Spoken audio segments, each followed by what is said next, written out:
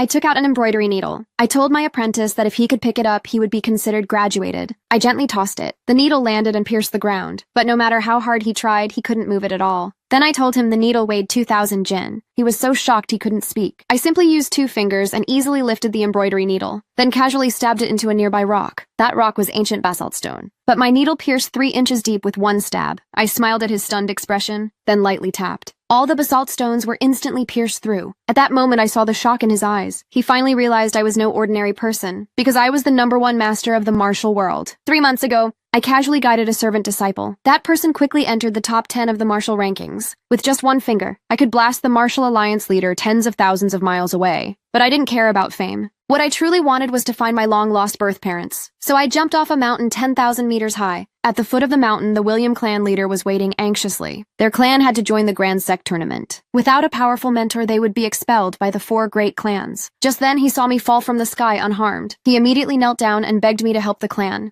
I hadn't planned to get involved, but the sincerity in his eyes moved me, so I followed him back to his family. At that moment, Elder William was training disciples. With his status, he assumed the role of family instructor belonged to him. Then the clan leader brought me back home. When he announced that I would become the family instructor, all the disciples expressed their dissatisfaction. I didn't explain much. I just made a bet with the elder. In 3 days, we would compare our disciples and see who trained better. The winner would become the chief instructor of the clan. As soon as I finished, the elder rushed to take all the talented disciples, leaving only one man with shattered meridians. From then on, the man trained under me. His first task was to sew a belly band using an 800 jin embroidery needle. The senior disciples laughed at him, but I only told him to persist. After everyone left, I handed him a needle weighing 2,000 jin. He had to finish sewing the belly band to pass the entry level. Through relentless effort, he finally finished it. My next request was for him to wear the belly band himself. Once he put it on, I told him the belly band was made of 1,000-year refined iron. Without my permission, he could never take it off. In a flash, 3 days passed. The Martial Alliance leader came to the William clan. He said this year's test would be held early. Any clan with fewer than 3 passers would be removed from the 4 great clans. The test began quickly. The first round was a strength test. Each person had 12 500 jin iron rings. They had to toss them onto jars ahead without breaking them. Anyone who hit 5 jars passed. The elder's disciples performed impressively. One even hit 7 jars. Even the weakest hit 5. Soon it was the man's turn. He wanted to remove the belly band, but I refused, saying time wasn't up. Helplessly, he stepped forward. But because of the heavy weight, he only hit 1 jar. This made everyone burst into laughter. In the second round, walking plum blossom stakes, he couldn't use his lightness skill due to the belly band's weight. He fell straight off the stakes. Fortunately, the alliance leader caught him. That's when he realized the belly band was definitely extraordinary. Soon it was the final round. The William clan had to send one person to challenge the ring defender. The elder's disciple thought it would be easy, but within 10 seconds he was sent flying. Then everyone saw the defender was a disciple of the top warrior. Seeing this,